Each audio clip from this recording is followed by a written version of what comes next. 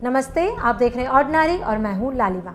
राजस्थान के जोधपुर में पिपाड़ तहसील है।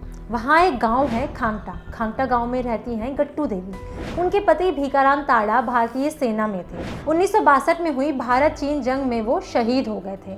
गट्टू देवी ने पति के शहीद होने के 57 साल बाद सुहाग की निशानी उतारी है।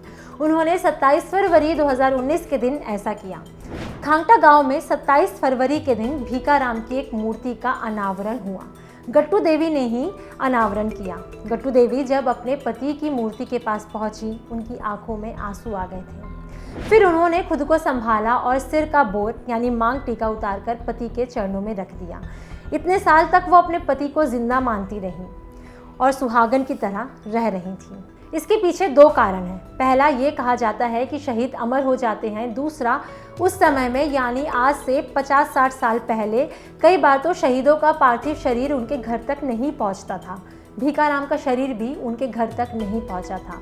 ऐसे में जब पति का पार्थिव शरीर कभी देखा ही नहीं तो ये कैसे मान लेती कि उनके पति शहीद हो गए हैं। गट्टू देवी अब बूढ़ी हो चुकी हैं।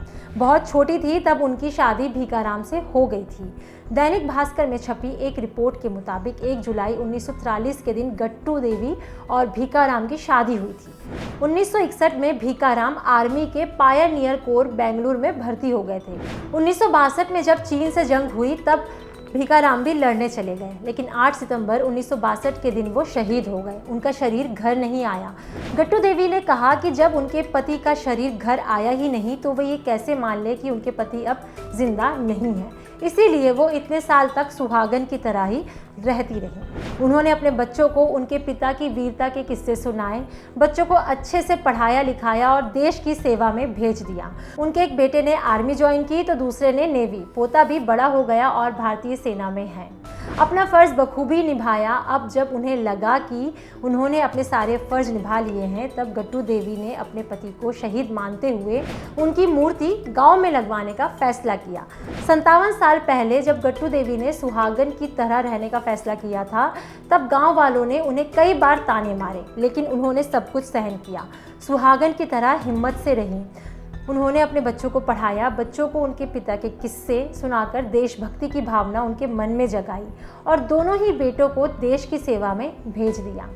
आप इस वीडियो के बारे में क्या सोचते हैं, हमें कमेंट सेक्शन में ज़रूर बताएं। अगर इस वीडियो को आप फेसबुक पर देख रहे हैं तो ऑर्डिनरी के फेसबुक पेज को लाइक करें। अगर इसे आप यूट्यूब पर देख रहे हैं तो ऑर्डिनरी के यूट्यूब चैनल को सब्सक्राइब करें। साथ ही बेल आइकन भी क्लिक कर दें ताकि हर नई वीडियो का नोटिफिकेशन आप तक सबसे पहले पहुँचे। Thank you.